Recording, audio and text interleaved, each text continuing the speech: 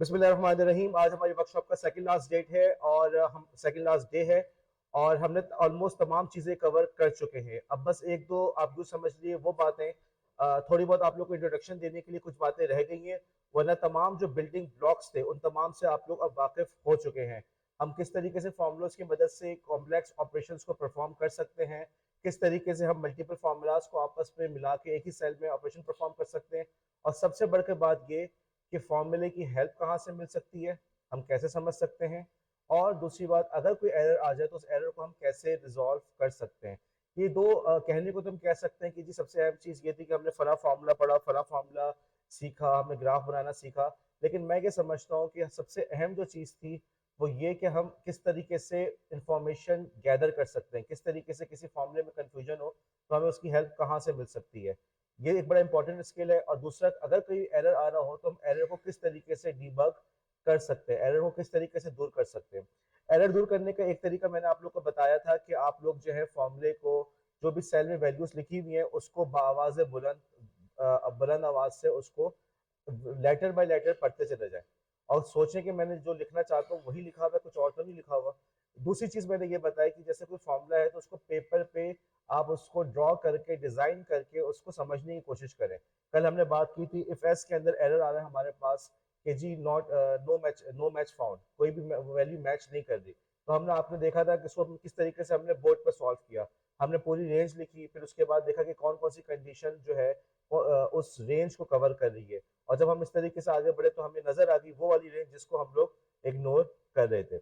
अब यहाँ पे एक सवाल आया, अभी मरियम नदीम ने पूछा, कल सुरारा ने मुझसे पूछा था, सर आप जो रोजाना हमें होमवर्क की और क्लास वर्क की शीट्स दे रहे हैं क्या सब पे अलग अलग काम करना है। देखो, बुनियादी बात यह है कि तुम लोग जितने ज्यादा शीट्स पे काम करोगे उतना तुम्हारा हाथ साफ होगा। ये चीजें आप लोग, जैसे अभी मैंने आप लोग को दिखाया था कि मल्टीपल फार्मूलाज को मैंने एक ही सेल में यूज किया, तो आप लोग परेशान हो गए ये क्या हो रहा है। लेकिन इसकी परेशानी की वजह सिर्फ इतनी थी कि आप लोग उससे फेमिलियर नहीं है। एक जमाना ऐसा था जब आपके सामने लिखा हुआ आता था X square plus two is equal to zero, तो आप उसको देख के भी घबराते थे। लेकिन अब एटलीस्ट घबराते नहीं है, मैथ्स में अच्छे हैं या नहीं लेकिन घबराते नहीं है। यही जमाना था जब आप अंग्रेजी और उर्दू के हरूफ से घबराते थे। इसीलिए आपको नजर आता है कि बच्चों की किताबों के अंदर उन्होंने कलरफुल पिक्चर्स वगैरह डाली हुई होती हैं। वो कहता है बच्चा हरूफ से घबराए ना, कम से कम तस्वीरों को देखने के चक्कर में ही हमारे बुक को पढ़ना शुरू करे। लेकिन जाहिर सी बात है हर वक्त एक जैसा नहीं रहता। वी कैन नॉट एक्सपेक्ट कि जिंदगी भर हमें जो है हर किताब जो है ऐसी मिलेगी कलरफुल सी, उसमें पिक्चर्स बनी हुई होंगी। आपको कहीं ना कहीं उस हर्डल को, मेंटल हर्डल को खुद क्रॉस करना पड़ता है। ठीक है, तो मेरा मशवरा आपको ये है, मैं चाहता हूँ कि आप में से अक्सर लोग इस वर्कशॉप में कामयाब हो, ताकि इंशाल्लाह ताला हमारी नेक्स्ट वर्कशॉप भी सक्सेसफुल हो। देखो, ये हमारी वर्कशॉप सक्सेसफुल हो जाएगी, मेरे पास एक बड़ा प्लस पॉइंट है, मैं कॉलेज के एडमिनिस्ट्रेशन को दिखा सकता हूँ, टीचर्स को दिखा सकता हूँ कि सर हमने अगर आपसे क्लासेस बोरो की हैं, या जैसे कि आप लोग को पता भी हो क्लास में ये बात हुई है कि जी पूरे हफ्ते कोई क्लास नहीं हुई और सब बच्चे वर्कशॉप में बैठे हुए हैं, तो मेरे पास प्रूफ है कि जी बच्चे स्टूडेंट्स जो है वो एक स्किल सीख के यहाँ से, एक यूजफुल स्किल सीख के जा रहे जो दूसरों को नहीं आता। Number one. Number two, next workshop के लिए मेरे पास बिल्कुल क्लियर होगा कि मैं किन लोगों के ऊपर हम लोग इन्वेस्ट करें। अब उस टेस्ट के अंदर क्लियर करने का सबसे अच्छा तरीका यही है कि आप इन शीट्स पे काम करो। देखो, आप लोग हमेशा इस बात को याद रखना, जिस तरीके से आप लोग को हर रोज एक नई शीट मिल रही है ना, आपको हर जगह ऐसा नहीं मिलेगा। मैं आपको दावे से ये कह सकता हूँ, आप जहां भी जाएंगे वो अमूमन एक ही डेटा सेट होगा, बल्कि खुद शायद आपसे कहेगा या खुद ही फिल कर दो, तो नंबर डाल दो, फिर इसमें कर लो। यहाँ पे प्रॉपर आपको फुल एक डेटा सेट मिल रहा है जो एक बहुत बड़ी क्वालिटी है। ठीक है, आपको उसकी कदर करनी चाहिए, और उसका कदर करने का तरीका ये है कि आप उसको यूज करें। मेरा मशवरा ये है, तमाम क्लास वर्क को, तमाम होमवर्क की शीट्स को आप रोजाना सॉल्व करें। ठीक है, सिर्फ ये ना सोचे कि वर्कशॉप खत्म हो गई है। इस तरीके से फॉर्मूले आपको बिल्कुल अजबर हो जाएंगे। देखो होगा क्या, अभी तुम लोग के यहाँ से ग्रेजुएट होने में 1 साल बाकी है। 1 साल के बाद तुम लोग वर्कफोर्स को ज्वाइन करोगे, उसके बाद शायद तुम लोग के पास मौका है एक्सेल शीट को यूज करने का। राइट, उस वक्त तक सब भूल चुके होगे। फिर क्या करोगे, फिर कहोगे सर तला का डिस्कॉर्ड की वो फोन नंबर दे दो या डिस्कॉर्ड की आईडी दे दो, या सर मेरे मैसेज पे रिप्लाई नहीं कर रहे। भाई एक दफा आपने प्रैक्टिस कर ली, आप कभी इन चीजों को नहीं भूलेंगे। जो आप लोगों के अपने बच्चे हैं, आप लोग देखा होगा स्कूल के अंदर टीचर होमवर्क में देता है कि जी इसको 10 दफा लिख के लाए, इस पूरे पेज को आपने जो है लिख के लेकर आना है। मैथ्स के सवाल बार बार रिपीट हो रहे होते हैं, वो इसीलिए करता है कि स्किल्स बिल्कुल आपको अजबर हो जाए और आप जिंदगी भर ना भूलें। तो भाई इसी तरीके से इसको भी सीखने का वही तरीका है, आपको इसको बार बार रोजाना इसको करना चाहिए। अब मैं यहाँ से आगे बढ़ रहा हूँ। सबसे पहले थोड़ा सा आप लोग का होमवर्क हम लोग रिव्यू कर लेते हैं।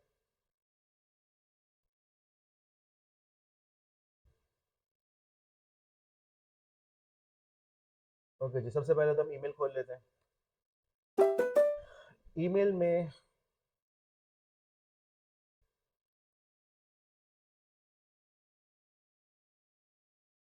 अच्छा, सबसे पहली बात जो मुझे थोड़ी सी सरप्राइजिंग लगी कि ज़्यादातर लोगों ने मुझसे अपना होमवर्क जो है शेयर नहीं किया हुआ। मुझे ना सुलाला नजर आई, ना मुझे महानूर, ना मुझे रिदा, ना कोमल, ना शैनीला, ना बुशरा, ना लुबना, ना फातिमा, और ना तहरीर, और ना सनोबर, ना अनम, और ना बिस्मा। ओके, चलो जी, हम पहले बात कर लेते हैं मायरा खान का। मायरा खान का उसकी आंसर शीट देख लेते हैं। सबसे पहली बात तो ये है कि मायरा खान, मैं मशवरा ये दूंगा, आज मैं दिखा भी दूंगा कि आप लोग अपनी आईडी से सारे काम को करें, अपनी आईडी से सॉल्व करें। मायरा खान ने जो है ये डेटा स्मार्ट टीचर्स वाली आईडी से इसने सॉल्व करके शेयर किया है, विच इज़ फाइन, लेकिन मुनासिब था कि अपनी आईडी पे काम कर दी। इन्होंने यहाँ पे परसेंटेज मालूम की, ठीक है, उसके बाद उन्होंने फाइनल रिजल्ट मालूम किया, ओके गुड, यहाँ तो कोई इशू नहीं है। लेकिन यहाँ पे एक शीट नजर आ रहा है, शीट वन में क्या चीज लिखी हुई होगी कोमल इन्होंने? शीट वन में क्या चीज मौजूद है मायरा के आंसर कॉपी के अंदर? शीट वन में क्या मौजूद है? नहीं ना, तुम्हें नहीं पता ना, तुक्का लगा रही हो ना? तुक्का लग रहा है या तुम्हें पता है? तुक्का लग रहा है। इसकी वजह ये भाई, उस बात ये थी, गलती यहाँ पे मायरा की थी कि मायरा को चाहिए था यहाँ शीट का नाम लिखे, हमें शीट पे क्लिक करके पता चल जाए कि इसमें कि उन्होंने क्या काम किया है। ओके, ये एक ब्लेंडर हो गया। कोई इसको नोट डाउन, फातिमा इसको नोट डाउन करो, कि नोट डाउन करो फातिमा, किसी शीट में लिख लो, अपनी क्लास में शेयर करना है, इसको डिस्कॉर्ड पे डाल देना कि आपके जो शीट्स हैं इनके इंडिविजुअल नाम्स अलग अलग रखें, ताकि हमें एक नज़र में पता चल जाए कि इसके अंदर आपने क्या काम किया है। उसके बाद हम देखते हैं कि यहाँ पे उन्होंने स्टूडेंट का जो रिजल्ट है, मुझे नहीं इन्होंने फिल्टर का फॉर्मूला लगाया, फिल्टर, ओके गुड, ठीक है। अच्छा, अब यहाँ पे देखो, एक और मजे की बात मैं आपको दिखा रहा हूँ, ये देखो फिल्टर का फॉर्मूला उन्होंने लगाया ऊपर, ठीक है, सेल नंबर A2 के अंदर, ऐसा ही है। अगले रोज में जाओ तो वहां पे फॉर्मूला नजर आ रहा है। तो सारे फॉर्मूले ऐसे, बास फॉर्मूले ऐसे होते हैं, तुमने ऊपर लिखा वो नीचे तक का भर देते हो, सही है। बास फॉर्मूले ऐसे होते हैं, बल्कि अक्सर फॉर्मूले ऐसे होते हैं कि हर सेल पे तुम्हें ड्रैग करके लेके जाना पड़ता है और नजर आता है। लेकिन बास फॉर्मूले ऐसे होते हैं जैसे फिल्टर, एक और फॉर्मूला है क्यूरी के नाम से, एक फॉर्मूला है एरे फॉर्मूला के नाम, उसका नाम ही एरे फॉर्मूला है, ठीक है। वो ऐसे होते हैं कि लिखते ऊपर है, वो नीचे के सारे रोज को भर देते हैं, ठीक है। तो ऐसा होता है, ये आप अच्छी गुड पॉइंट हमारे सामने आया कि जरूरी नहीं कि हम किसी एक सेल को देख के समझें। जैसे फॉर एग्जांपल आपने A8 को देखा या आपने B8 को देखा और आपने कहा कि यार ये जो मायरा है ना, मायरा ने जो है ये फॉर्मूला नहीं लगाया हुआ, राइट। लेकिन आपको ये बात पता है कि नहीं है, पहले तसल्ली से देख लो।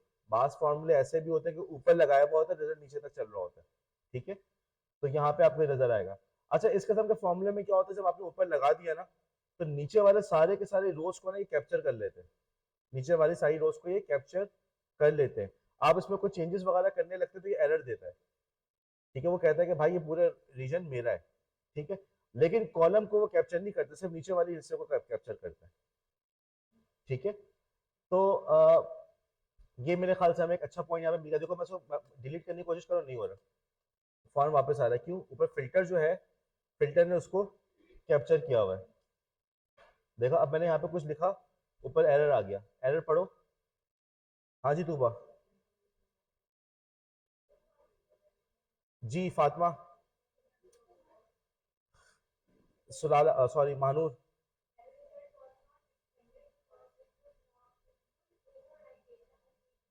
वो क्या कह रहे हैं, एरे रिजल्ट, जो रिजल्ट आया फिल्टर का, एरे कहते हैं लिस्ट को, कंप्यूटर साइंस के अंदर एरे कहते हैं लिस्ट को।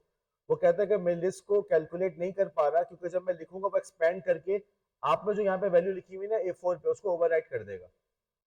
ये वही वाली बात जो मैंने की थी। वो कहता है कि भाई मुझे पूरा पोर्शन दे दो, फिर मेरा मैं अपना काम करूंगा, मैं अपनी लिस्ट लेकर आ जाऊंगा। समझ रहे मेरी बात को? इसको मैंने हटा दिया, वापस आ गया। एक दफा फिर किसी भी सेल के, चूंकि ऊपर यहाँ पे फिल्टर का फॉर्मूला लगा हुआ है, तो नीचे सारी की सारी रोज को उसने कैप्चर कर लिया। यहाँ जाके मैंने कुछ लिखा, ऊपर एरर आ गया, वो कह रहा है भाई जगह तो मेरी थी, प्लॉट तो मेरा था, तुमने जाके कहाँ से इसमें अपनी गाड़ी पार्क कर दी है, कहाँ से तुमने अपनी दुकान खोल दी। ठीक है, हमने जाके वहां से उसकी दुकान हटा दी, तजावुजात को खत्म किया, वापस उसकी लिस्ट आ गई। एरे का मतलब लिस्ट है, फहरिस्त, दैट्स इट। ज्यादा इसमें कंफ्यूज होने की जरूरत नहीं है। चलो जी, मायरा का रिजल्ट हुआ, इससे फिर हम आगे चलते हैं। अब मायरा के बाद हमारे पास आ रहा है फातिमा, कल ही देखेंगे आपका, शुमाइला नजीर।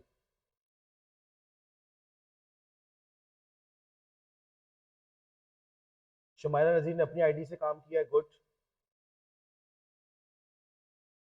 ओके, सही है इनका फाइनल रिजल्ट। अटेंडेंस शीट, ठीक है, good good good. Subject analysis, average, grade, ठीक है, गुड, सही किया इन्होंने। यार देखो, इसमें एक जो चीज उसने की है ना, इसने ए प्लस को स्मॉल में लिखा हुआ है फॉर्मूले में। ठीक है, तो शुमाइला ऐसा नहीं करना चाहिए। अब आप कह सकते सर रिजल्ट तो आ रहा है। मेरा आपका मशवरा ये है कि आप लोग हमेशा कैपिटल स्मॉल का ख्याल रखें। अगर ए प्लस कैपिटल में आपने लिखा है तो आप भी इसको कैपिटल में लिखें। Okay, 500 students. ओके, उन्होंने फॉर्मूला लगा दिया। यहाँ पे बेटा आपको हेडर हेडर ऐड करना चाहिए था, ठीक है। ओके जी, आगे चलते हैं। उसके बाद हमारे पास है, हम ये है इकरा का डेटा, इकरा का देख लेते हैं। और अब मरियम नदीम कहेंगे सर आपने मेरा तो देखा नहीं, मैं देख चुका हूँ। ओके, इकरा के डेटा में जो मुझे गलती नज़र आई है, इकरा का गलती ये थी, percentage in 3 in 1। Okay, good. Attendance sheet के अंदर इन्होंने यहाँ पे लिखा हुआ है, एक तो लिखा है इन्होंने एवरेज, ये टाइटल गलत है, ये एवरेज थोड़ी है, ये तो सम था ना टोटल स्टूडेंट्स। और ये मैंने कहा था, ये मैं आपको सिर्फ वेरिफिकेशन का तरीका सिखा रहा हूँ कि आप इस तरीके से कर सकते हैं। आपकी क्लास के अंदर कंपलसरी के जो इम्तहानात होंगे उसमें टोटल नंबर ऑफ स्टूडेंट हमेशा बराबर होगी, ऐसा है या नहीं। तो इस कॉलम को रखने की जरूरत नहीं थी और इसका टाइटल गलत है। ये तो होगी एक बात। सब्जेक्ट एनालिसिस के अंदर उन्होंने गलती की है कि उन्होंने क्या गलती की है बताया जी, कोमल क्या गलती की है इन्होंने सब्जेक्ट एनालिसिस के अंदर, कोमल।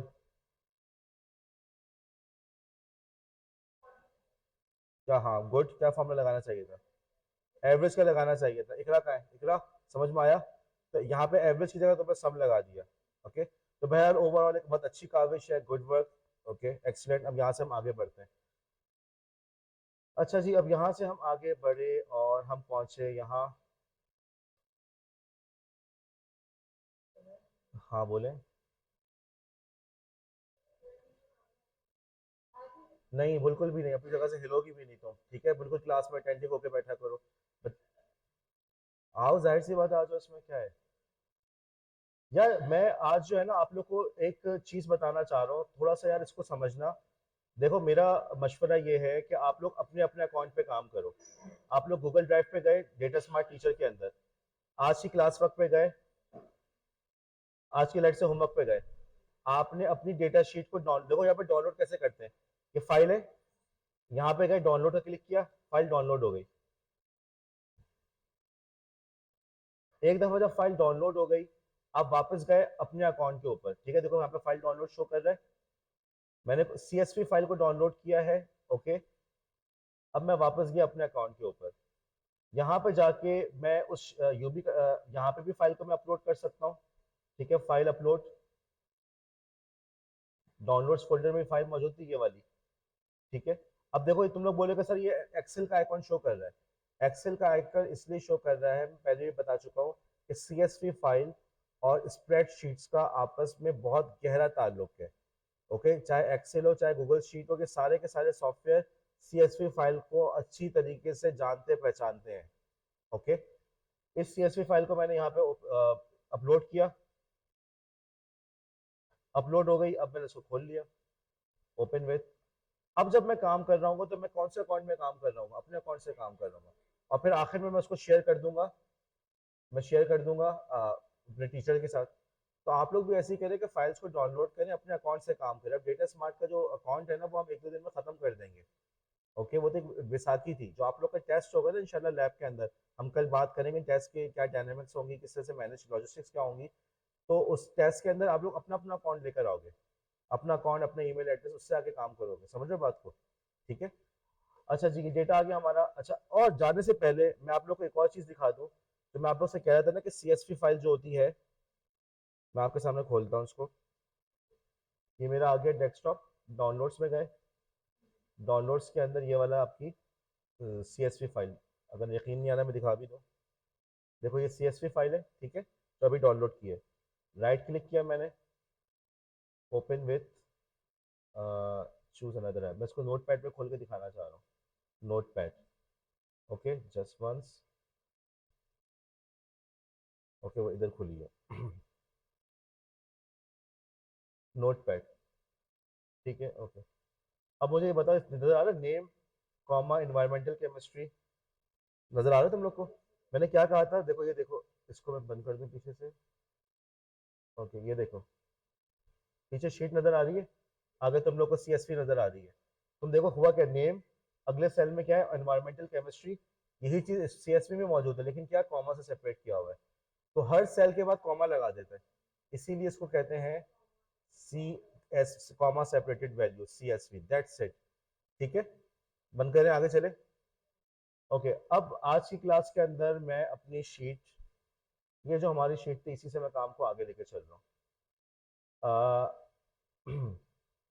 देखो कल हमने इतने जो बात कर ली थी कि परसेंटेज का जो फॉर्मूला है, परसेंटेज के हमने मल्टीपल फॉर्मूलाज को ज्वाइन कर लिया था एक जगह पे। मैं आप लोग से भी एक्सपेक्ट करता हूँ कि परसेंटेज के मल्टीपल फॉर्मूलाज को आप एक जगह पे कंबाइन कर लोगे।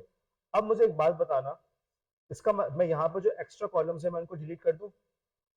काउंट ऑफ सब्जेक्ट की मुझे ज़रूरत है नहीं है। मैं आपसे भी यही एक्सपेक्ट करता हूँ कि जब आप लोग अपनी फाइनल शीट मुझे सबमिट कराओगे, उसमें एक्स्ट्रा कॉलम्स नहीं होंगे। एक्स्ट्रा कॉलम्स क्यों नहीं होंगे? क्योंकि रिडंडेंट डेटा देने की क्या जरूरत है? हम जब प्रिंसिपल साहब को किसी को भी कोई चीज देते हैं तो हम फाइनल चीज देते हैं, ठीक है। अच्छा, इसको भी मैं डिलीट कर रहा हूँ। देखो जैसे जैसे डिलीट कर रहा हूँ रेफरेंस के एरर आ रहे हैं, क्योंकि ये जो सेल्स थे ये उस वाली वैल्यूज को यूज कर रहे थे। मार्क्स ऑब्टेन को भी डिलीट कर देता हूँ, इसकी भी जरूरत नहीं है। ये जो परसेंटेज था हमारा पुराना वाला फॉर्मूला था इतना लंबा चौड़ा, उसकी भी जरूरत नहीं है, ठीक है। अब देखो ये वाला परसेंटेज हमारा बिल्कुल अपनी जगह सही बैठा हुआ है। अच्छा, अब हम बात करते हैं इसकी कि ये पास और फेल के अंदर जो हमसे गलती हो रही है। हमने कहा कि एब्सेंट इन एग्जाम बराबर हो 0 के, और percentage should be greater than, percentage should be greater than 0.5। अब परसेंटेज अब कौन से सेल में आ गई है? बी में, तो मैं यहाँ पे लिख दूं B2, ठीक है। इस रेफ को चेंज किया मैंने, जो एरर आ रहा है B2, ये ओके, ये टू हो गया सही, ठीक है। इसको मैं नीचे ड्रैग कर लूँ, थोड़ा सा ड्रैग कर रहा हूँ बस, ज़्यादा नहीं कर रहा। ओके, अब अब मुझे ये बताना, ये जो इस फॉर्मूले के अंदर हमने किया है E2 is equal to 0, E2 में हमने क्या काम किया है? एब्सेंट को काउंट किया है। यार मैं ये सोच रहा हूँ, इतना तो तुम लोग को समझ में आ गया है, मैं इस फॉर्मूले को भी तो उसमें डाल सकता हूँ। देखो मैं तुम्हें करके दिखाता हूँ। फॉर्मूले को मैंने कॉपी किया, Ctrl+C, E2 is equal to 0 की जगह मैं यहाँ पे E2 की जगह ये लिख दो, फॉर्मूला ही लिख दो, ठीक है। हाँ जी, क्या ख्याल है? समझ में आ रहा है बुशरा? हम E2 इज इक्वल टू 0 कर रहे थे, हमने E2 का जो फॉर्मूला था वो यहीं पे आके लिख दिया। अब मुझे E2 की जरूरत है, इसको डिलीट कर दिया, ठीक है। ये आ गया मेरे पास। अब मैं इसको ड्रैग करके दिखा देता हूँ, सही हो गया खुद ब खुद, ठीक है। अच्छा, अब पोटेंशियल ग्रेड की बात कर रहे हैं। पोटेंशियल ग्रेड के अंदर ये जो जहां जहां पे रेफ आ रहा है, यहाँ पे मैंने B2 लिख देना है। B2 लिखूंगा, सही हो जाएगा। परसेंटेज, इफ एस के अंदर परसेंटेज लगाते थे ना हम लोग बुशरा, ठीक है, तो बस यहाँ पे मैं B2 लिख दूँ, B2।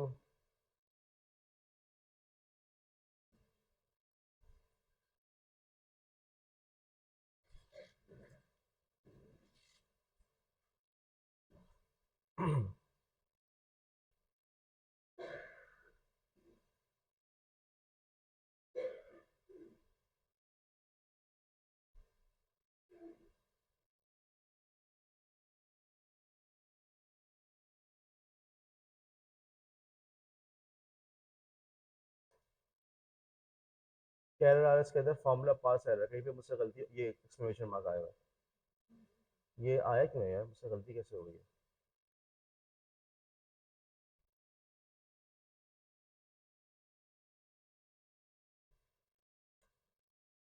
ठीक है, हो गया सही? अब तो सही हो गया ना, वो देखो एरर खत्म हो गया। ड्रैग किया, मेरा फॉर्मूला सही हो गया। ठीक है, तो बहरहाल आपने देखा यहाँ पे कि हमने जो है काउंट इफ को भी हमने उड़ा दिया। ओके, यानी कि सॉरी, काउंट इफ का जो फॉर्मूला था उसके कॉलम को भी हमने उड़ा दिया। आप लोग इस तरीके से और कॉलम्स को रिड्यूस कर सकते हैं। मैं एक मशवरा दूंगा, घर जाके एक चीज ट्राई करना, ये जो इफ एस है ना, इफ एस, इसको ही तुम लोग फाइनल रिजल्ट में डाल के देखो। ई टू की जगह पे, ई टू से उठा लेना इसको, ई टू की जगह इफ एस वाले फॉर्मूले को लिख के देखना। समझ में आई मेरी बात? नहीं आई? देखो, यहाँ फाइनल रिजल्ट के अंदर, यहाँ था हमारा पास फेल, काउंट इफ कर रहे थे, ऐसे ही था ना? हमने काउंट इफ को यहाँ पे लेकर आ गए। इतना समझ में आ गया? ठीक है, इसी तरीके से ये जो फॉर्मूला है हमारा, इफ इसको मैं कॉपी कर रहा हूँ, इफ एस,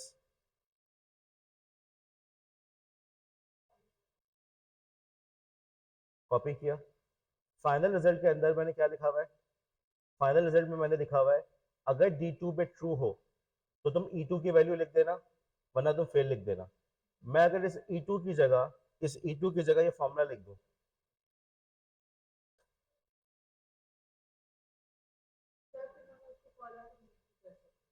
समझ रहे मेरी बात को? मैं कहना सिर्फ इतना चाह रहा हूँ कि जैसे तुम लोगों ने काम को स्प्लिट किया हुआ था, जैसे तुमने जो काम परसेंटेज में किया हुआ था ना, परसेंटेज के लिए तुम लोग के पास कितने कॉलम थे? एक कॉलम था काउंट कर रहा था, एक कॉलम सम कर रहा था, ठीक है, और फिर आखिर में तुम परसेंटेज मालूम कर रहे थे। तुमने एक ही सब चीजों को एक ही सेल में डाल दिया तो दो कॉलम आपके खत्म हो गए। यहाँ पे आपके पास एक कॉलम आपने किया हुआ था जहां पे आप नंबर ऑफ एब्सेंट को काउंट कर रहे थे, ऐसा ही है? उस नंबर ऑफ एब्सेंट के फॉर्मूले को लेकर आ गया वापस इसमें, तो आपने उस नंबर ऑफ एब्सेंट के फॉर्मूले को भी आपने उड़ा दिया। कोमल उधर देखो, बोर्ड पे देखो, यही था ना यहाँ पे काउंट इफ की जगह यहाँ पे सेल का एड्रेस आया हुआ था। ठीक है, वही वाली बात चल रही है जो मैं आपको पहले परसेंटेज के हवाले से बता चुका हूँ कि आप लोग मल्टीपल फॉर्मूला को एक ही सेल के अंदर यूज कर सकते हैं। इस तरीके से आपके पास नंबर ऑफ कॉलम्स कम हो जाते हैं, डेटा आपका कॉम्पैक्ट हो जाता है। जब आप कल कल किसी को रिजल्ट दिखा रहे हैं, वो कहेगा यार इतने सारे कॉलम, आप बताएंगे जी ये कॉलम इसलिए, ये कॉलम इसलिए, कॉलम इसलिए, ठीक है, लेकिन आप लोग इन कॉलम्स की तादाद को कम कर सकते हैं किस तरीके से? फॉर्मूलेस को आपस में कंबाइन करके, दैट्स इट। अलबत्ता आपकी बात बिल्कुल दुरुस्त है कि सर इस किस्म के फॉर्मूले को पढ़ना, जैसे अब इसी फॉर्मूले को देखो, इस फॉर्मूले को पढ़ना और समझना मुश्किल है क्योंकि उसमें दो दो तीन तीन फॉर्मूले एक ही सेल में लग रहे हैं। ठीक है, यहाँ इसको देखो कितना आसान है और इसको देखो कितना मुश्किल है। ठीक है, लेकिन वही वाली बात, जब आप लोग आहिस्ते आहिस्ते प्रैक्टिस करते जाएंगे तो आप लोग के लिए फॉर्मूलाज को इस तरह से कंबाइन करके आगे लेके चलना आसान होता जाएगा। मैं आपसे कम से कम ये एक्सपेक्ट करता हूँ कि परसेंटेज के लिए आप सिर्फ एक ही कॉलम आपके पास हो, आप अलग से नंबर ऑफ सब्जेक्ट को काउंट ना करें, टोटल मार्क्स ऑब्टेन के लिए अलग से कॉलम ना बनाएंगे, सारे काम आप एक ही सेल के अंदर परफॉर्म कर सकते हैं। ठीक है, इसी तरीके से पास और फेल के लिए भी मैं समझता हूँ कि नंबर ऑफ एब्सेंट को अलग से काउंट ना करें, नंबर ऑफ एब्सेंट को उसी सेल के अंदर करके जीरो से इक्वल कर दें। जितने नंबर ऑफ कॉलम्स कम होंगे, ये आपकी एक्सपर्टीज को शो कर रहा है। और काम जितना फैला हुआ है, ठीक है, गलत नहीं है, आपने ऑब्जेक्टिव अचीव कर लिया, which is fine, which is good, कोई बुरी बात नहीं है। लेकिन बहरहाल आपकी एक्सपर्टीज का मुजाहरा ये है कि आप कितने कम कॉलम्स के अंदर इस पूरे काम को निपटा सकते हैं। बहुत परेशान ना हो, वही वाली बात है, प्रैक्टिस करते रहोगे, ये चीजें खुद ब खुद तुम लोग को समझ में आ जाएंगी। लेकिन सिर्फ और सिर्फ प्रैक्टिस करने की जरूरत है। अभी चूंकि तो ये चीजें बिल्कुल नहीं लगती हैं, तो ये कॉमा, ये इक्वल टू, ये बड़ा छोटे बड़े का साइन, ये चीजें इंसान का दिमाग घुमा रही होती है, वरना ये कोई इतना मुश्किल काम नहीं है। ठीक है, आगे चलें। कल हम लोग पहुंचे थे, ग्रेड एनालिसिस हमारा हो गया था, एग्जाम की अटेंडेंस रिपोर्ट भी हो गई थी, सब्जेक्ट एनालिसिस भी हो गया था। अब बस फिर हमने यहाँ से बात शुरू की थी, हम लोग कर रहे थे कि हम उस स्टूडेंट के रिजल्ट को कैलकुलेट कर रहे थे। ठीक है यार, मैं फाइनल रिजल्ट वाला जो है ना उसको मैं नीचे ड्रैग कर दूं, वरना ये मेरे लिए मसला करेगा उसके अंदर।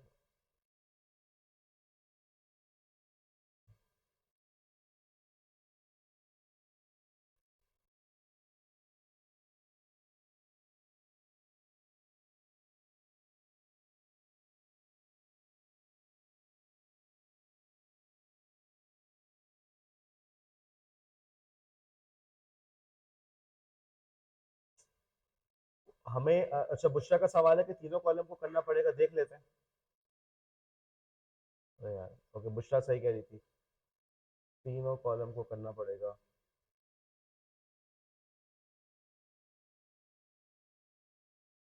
तीनों कॉलम को सिलेक्ट किया।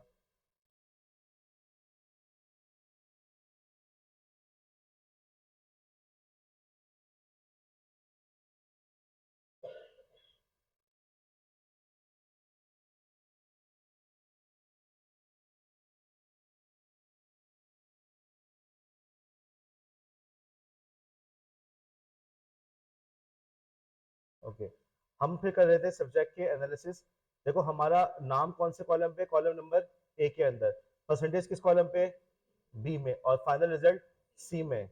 हम गए, हमने स्टूडेंट की पास और एब्सेंट वगैरह की हमने फिल्टर का फॉर्मूला लगाना है। हमने कहा फिल्टर करो, फिल्टर।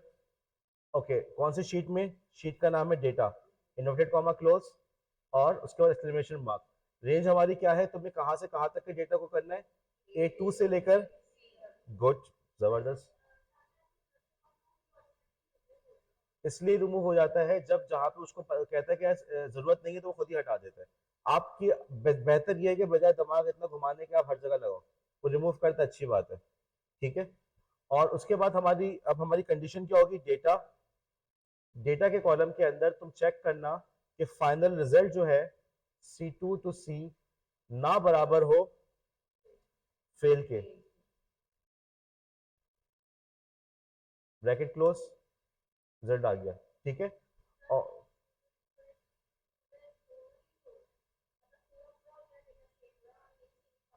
ओके देख लेते हैं।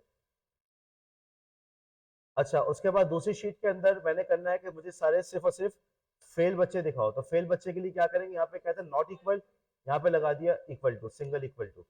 अब यहाँ पर एक बात आ जाती है, आपने कहा कि सर इस डेटा को सॉर्ट कर लेते हैं ताकि मैं बता सकूं फर्स्ट सेकंड थर्ड कौन है।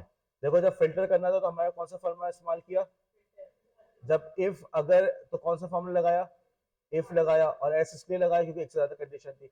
सॉर्ट करने के लिए कौन सा फॉर्मूला लगेगा, सॉर्ट का।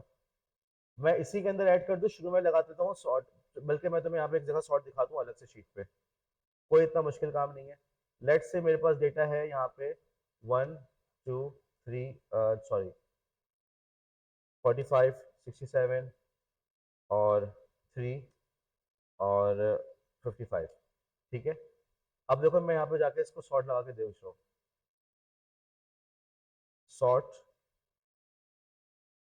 अब इसकी हेल्प आ रही है। ठीक है, इस पे क्लोज क्लिक किया, इसने क्लिक करने के ऊपर इसने मुझे बता दिया कि पूरा कि क्या इसकी हेल्प आ रही है। ठीक है, इसकी हेल्प को पढ़ लेते हैं। वो कह रहा है कि सबसे पहले तो मुझे रेंज बताना है, किन नंबरों को मैंने सॉर्ट करना है। ठीक है, फिर मुझे ये बताना है कि किस कॉलम की बेसिस पे सॉर्ट करना है। भाई तुम्हारे पास बच्चों के नाम भी है, परसेंटेज भी है, और बच्चों का ग्रेड भी है। सॉर्टिंग नाम के एतबार से करनी है कि अलिशबा ऊपर आ जाए, जुनैरा नीचे आ जाए, या तुमने जो है उसकी सॉर्टिंग जो है वो तुमने करनी है परसेंटेज के हिसाब से कि हाईएस्ट मार्क्स वाला ऊपर आ जाए, या तुमने ग्रेड के हिसाब से करनी है। ठीक है, तो हमने उसको बताना कि भाई इस रेंज के अंदर इस वाले कॉलम को तुमने सॉर्ट करना है। उसके बाद असेंडिंग या डिसेंडिंग। ठीक है, मालवी असेंडिंग डिसेंडिंग का क्या मतलब होता है, असेंडिंग के अंदर ये होता है कि छोटे से बड़ा, और डिसेंडिंग में बड़े से छोटा। ठीक है, उसके आगे इन्होंने स्क्वायर ब्रैकेट में जो ऑप्शंस लिखे हुए हैं ना वो ऑप्शनल है, उनको तुम इग्नोर कर सकते हो। यहाँ पे मैंने कौन सी रेंज को करना है, मैंने B3 से लेके B6 तक करना है। ओके, कौन सा कॉलम है, पहला कॉलम दूसरा कॉलम, पहला कॉलम एक ही कॉलम है ना इसके अंदर। ठीक है, पहला कॉलम। हाँ जी, असेंडिंग करना है डिसेंडिंग करना है, असेंडिंग करना है तो यहाँ पे लिख दो ट्रू। ट्रू क्या चीज है, बुलियन वैल्यू, याद है, ट्रू फॉल्स। ब्रैकेट क्लोज किया, एंटर, देखो। ठीक है, किसी ने, मानू ने कहा कि सर हमें चाहिए डिसेंडिंग में, इस ट्रू को क्या कर दो, फॉल्स। सुलाना फॉल्स और ट्रू क्या कौन सी वैल्यूज है, क्या है, बुलियन, गुड, हो गया। ठीक है, अब एक दफा फिर फॉर्मूले को समझो। पहले तुमने उसको बताई रेंज, उसके बाद तुमने बताया कौन से कॉलम की बेसिस पे करना है, फिर तुमने उसको बताया कि असेंडिंग करना है कि डिसेंडिंग करना है। असेंडिंग करना है तो ट्रू, और डिसेंडिंग करना है तो फॉल्स। वापस चलते हैं इस वाली शीट के ऊपर। मैं इसी शीट के ऊपर बजाय इसके कि मैं अलग से कुछ सॉर्ट का बनाऊं, मैं यहीं पे सॉर्ट का फॉर्मूला ऐड कर देता हूँ। फिल्टर, जो फिल्टर का रिजल्ट आए जो फिल्टर का रिजल्ट आए उसको तुम क्या कर देना, सॉर्ट कर देना, ठीक है। दूध जब उबल जाए तो उसमें पत्ती डाल देना, फिर जो उसका रिजल्ट आए उसमें तुम चीनी डाल देना, फिर जो उसका रिजल्ट आए उसको कप में डाल देना। एक से दूसरा, दूसरे से तीसरा, ऐसी होता है ना, ठीक है। फिल्टर करना और फिर फिल्टर के बाद जो रिजल्ट आ रहा है उसको तुम सॉर्ट कर देना। मैंने लगाया यहाँ पे sort, bracket close, bracket open, ये रेंज आ गई। ये जो रिजल्ट आ रहा है ना इसको तुमने सॉर्ट करना है। अब देखो ये जो रिजल्ट आ रहा है, नेम, परसेंटेज और ग्रेड, तो कौन से कॉलम के अंदर परसेंटेज आ रहा है? रुक जाओ, तूबा, तूबा सुनो, जब हमने फिल्टर लगाया था, जब हमने फिल्टर लगाया तो पहले कॉलम पे क्या आया?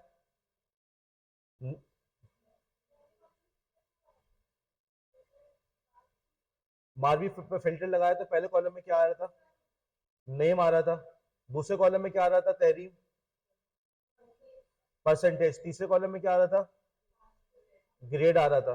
ओके, ग्रेड आ रहा था ना, ए बी सी डी आ रहा था। मैंने फिल्टर के ऊपर सॉर्ट का फॉर्मूला लगा दिया और मैंने कहा कि इस वाली रेंज को तुमने सॉर्ट करना है। अब वो मुझे इसको ये बताना है कौन से कॉलम की बेसिस पे सॉर्ट करना है, नाम की बेसिस पे या परसेंटेज की बेसिस पे या ग्रेड की बेसिस पे। तो हम चाहते हैं कि परसेंटेज की बेसिस पर हो। नाम था 1, परसेंटेज था 2 सेकंड कॉलम, और ग्रेड था थर्ड कॉलम। मैंने परसेंटेज की बेसिस पे करना, तो मैं यहाँ पे क्या लिखूंगा? 3 लिखेंगे, क्यों 2 लिखेंगे भाई? सेकंड कॉलम है ना, इस रेंज के सेकंड कॉलम पे कर देना। डिसेंडिंग करना है, असेंडिंग करना है? मेरे ख्याल में डिसेंडिंग करेंगे ताकि हाईएस्ट परसेंटेज ऊपर हो, तो इसके लिए डिसेंडिंग कहलाएगा। डिसेंडिंग के लिए हम क्या लिखते Komal? False, bracket close. False की स्पेलिंग गलत है। फॉल्स को इन्वर्टेड कॉमा में लिखने की जरूरत नहीं होती। ट्रू और फॉल्स बुलियन को इन्वर्टेड कॉमा में नहीं लिखते। एंटर। हाँ जी, आपकी क्लास के अंदर फर्स्ट पोजीशन किसकी आई है? कोमल तुम कैसे मुंह बना के देखो, देखो आगे बताओ किसकी आई है? तो आगे आओ ना यार तुम लोग, यार तुम लोग को नजर नहीं आ रहा तो आगे खुद खुद उठ के आगे आ जाओ। हाँ, कल दरी बिछा दें आपको।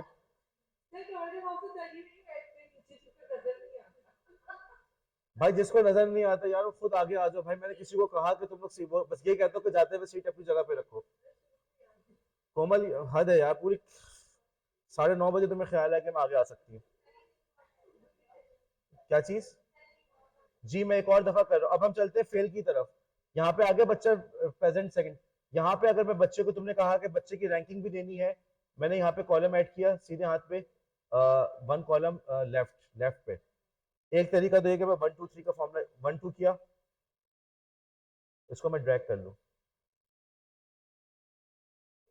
ठीक है। फर्स्ट सेकंड थर्ड आ गया मेरे पास, नीचे तक ले जाऊंगा सबकी पोजीशन आ जाएगी। 10वें पे कौन आया है? तूबा। 10वीं पोजीशन किसकी आई है? ठीक है, नजर आ रहा है, ठीक है। अच्छा वापस दोबारा चलते हैं सॉर्ट को समझाने के लिए। ये हमारे थे फेल बच्चे, हमने कहा सॉर्ट। ओके, अब मैं बता रहा हूँ रिदा, रिदा जब फिल्टर को हम यूज कर रहे हैं, फिल्टर को यूज कर रहे हैं, इस रिजल्ट के अंदर कितने कॉलम हमारे पास आ रहे हैं? 3 कॉलम आ रहे हैं। पहले कॉलम में क्या है? दूसरे कॉलम में क्या है? तीसरे कॉलम में क्या है? बिस्मा याद रखना पहले में नेम है, सुनोबर याद रखना दूसरे पे, और शुमाइला तीसरे पे ग्रेड है। मैंने लगाया यहाँ पे सॉर्ट का फॉर्मूला शुरू में, सॉर्ट, ठीक है, ब्रैकेट ओपन। जो भी फिल्टर का रिजल्ट आए उसको तुम भेज देना सॉर्ट को, जो भी फिल्टर का रिजल्ट आए उसको तुम भेज देना सॉर्ट को। कॉमा लगाया। अब उसको मैंने बताना है, देखो हेल्प में बता रहा है कि तुमने रेंज तो मुझे बता दी है, देखो शॉर्ट कॉलम को खुद उसने हाईलाइट किया हुआ है, नजर आ रहा है शॉर्ट कॉलम। वो बोल रहा है मुझे ये तो बताओ कि भाई किस कॉलम की बेस पे मैंने सॉर्ट करना है, मैं नाम की बेस पे करूं, परसेंटेज की बेस पे करूं, ग्रेड की, हर चीज की अपनी अहमियत है। मुमकिन है प्रिंसिपल साहब आपसे बोले कि भाई बच्चों का अल्फाबेटिकल ऑर्डर में मुझे डेटा दो, मुमकिन है सर हबीबुल नबी कहें कि मुझे सीट नंबर के लिहाज से बना के दो, वो तो हर किसी का अपना होता है। अभी हमने क्या चाहिए? हमें परसेंटेज चाहिए। परसेंटेज सुनो भाई कौन से कॉलम में? कॉलम 2 में। 2 में देखो यहाँ पे काउंटिंग चल रही है 1 2 3, ठीक है। उसको नहीं पता बी क्या, उसको सिर्फ इतना पता तुमने मुझे रेंज दी है। उसके बाद ट्रू या फॉल्स।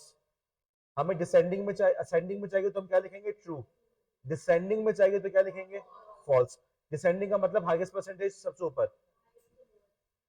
फॉल्स, चूंकि बुलियन वैल्यू है, बुलियन वैल्यू इन्वर्टेड कॉमा या सिंगल कोट्स में नहीं आती। ब्रैकेट को क्लोज किया, ये आ गया। ठीक है, आपके पास जो बच्चे फेल हुए हैं उसमें सबसे ऊपर कौन है? सोनोबर, सोनोबर फेल हुई है, सही है। उसके बाद दोबारा हम कॉलम को, यहाँ पे मैं कॉलम को ऐड किया लेफ्ट पे, और मैं यहाँ पे नंबर दे दूं उसको 1 2, और उसको ड्रैग करके ले जाऊं। ठीक है भाइयों, हो गया।